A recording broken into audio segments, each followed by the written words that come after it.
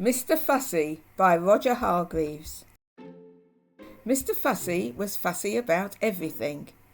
Absolutely everything had to be neat and tidy and in its proper place.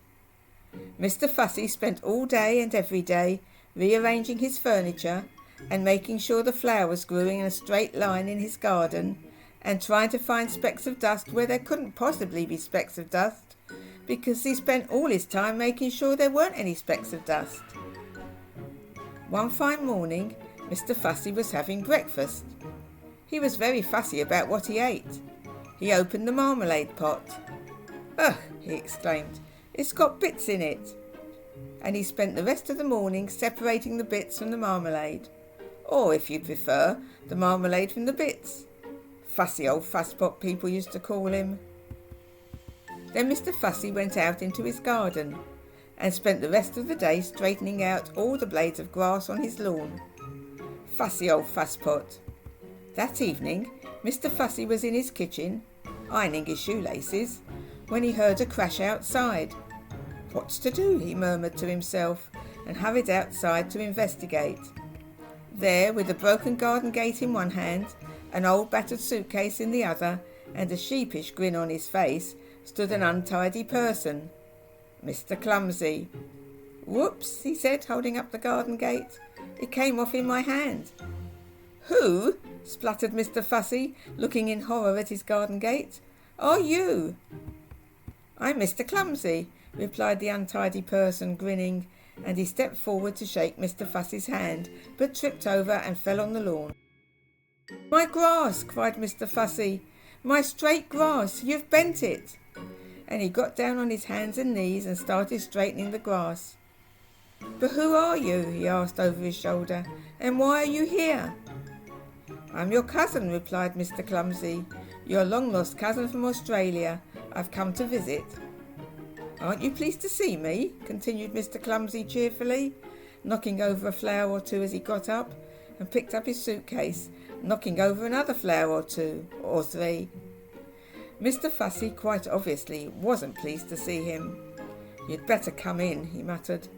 "I say," remarked Mr Clumsy, looking through the front door of Mr Fussy's house, "I say, what a neat little place you've got here."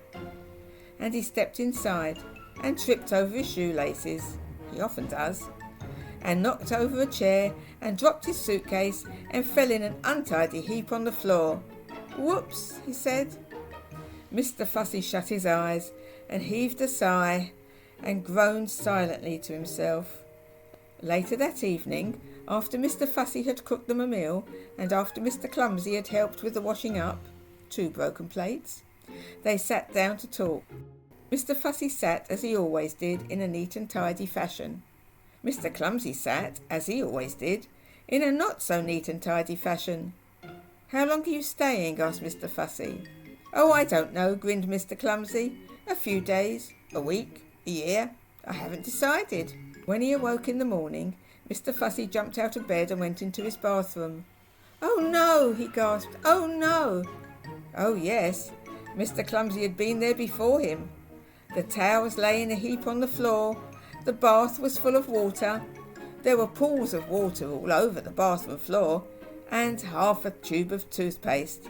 What a mess! Mr Fussy made it all neat and tidy as quickly as he could. Then Mr Fussy hurried downstairs. "Morning," said his cousin cheerfully. "I've cooked you breakfast. Sit down." There was an awful mess everywhere. "There we are," said Mr Clumsy, carrying a plate of fried eggs, broken fried eggs, towards the table. "Breakfast." And then he tripped over those shoelaces of his, and then the eggs flew through the air, and then they landed all over Mr Fussy. Sticky, greasy, yellow fried egg. "Whoops," said Mr Clumsy. After a week, Mr Fussy's house didn't look like Mr Fussy's house any more at all. But after 2 weeks, Mr Clumsy decided to move on.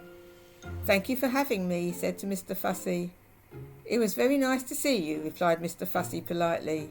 But what he was thinking was, "It's very nice to see you going." "Cheerio," said Mr Clumsy, and off he went with his battered old suitcase. "Goodbye," called Mr Fussy, really meaning good riddance. Then Mr Fussy fussed around his house as he'd never fussed before. Fussy old Fastpot, polishing and mending and repairing and straightening and sorting out and cleaning and putting everything back exactly as it had been before Mr Clumsy had come to stay. He even dusted the flowers in the garden. That evening Mr Fussy was in his kitchen, polishing an egg, when he heard a crash outside. "Oh no," he groaned, "not Mr Clumsy back again. It can't be, it mustn't be, it isn't." And it wasn't. It was somebody else. Somebody who had just walked straight through Mr Fussy's garden gate. Somebody who can't help having little accidents. Somebody you may have met before. "Hello," smiled Mr Bump. "I've come to visit."